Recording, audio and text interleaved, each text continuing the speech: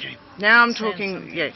Now I'm talking with Joan Lindros, and she's president of the Geelong Environment Council.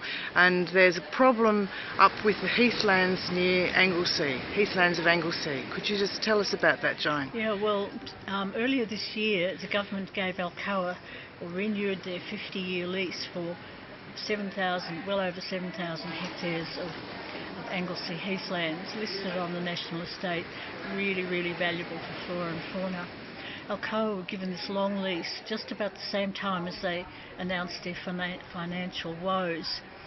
Since then, the federal government has given them $42 million over 2 years, and Alcoa has agreed to stay at Point Henry only for 2 years. However, Alcoa are also saying that even if they close their aluminium smelter, they will keep the power station and sell the power to the grid.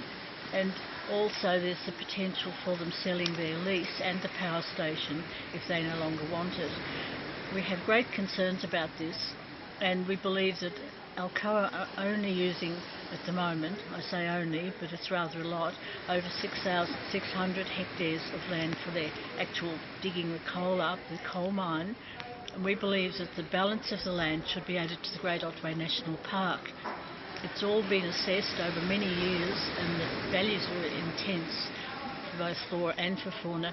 And so we're writing and encouraging the federal government and the state government to do a deal with Alcoa that if they stay there and get all this large amount of money, that they allocate the land that they don't want to dig up for coal to the Great Otway National Park.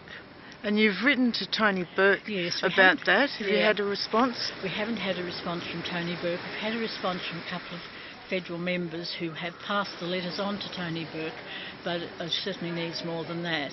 And we're hoping to speak with the Premier of Victoria to put the case that there should be a payback by Alcoa for the large amount of subsidy they get from the Victorian government, which has been increased. So now nobody knows what it is, but it's a lot of money in subsidy for power. And for the $42 million from the federal government, which is really a large sum of money for just a guarantee of 2 years work at Point Henry.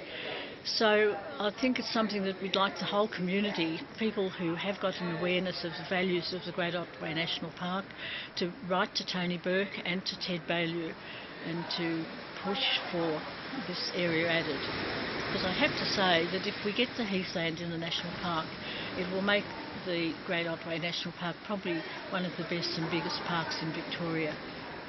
What are some of the species of the heathland that are particularly significant? Well, there's a huge and endangered. Well, there's a huge number of orchids, probably the best orchid area in Victoria. There are marsupials, bird life, which are threatened species, some listed on the EPBC Act, so they need to be protected. But the whole scene is just beautiful landscape and just magical in spring with the massive wildflowers, just for all to enjoy. Okay, thanks, Joan. That was great. I don't know how it turned off now, so I've got to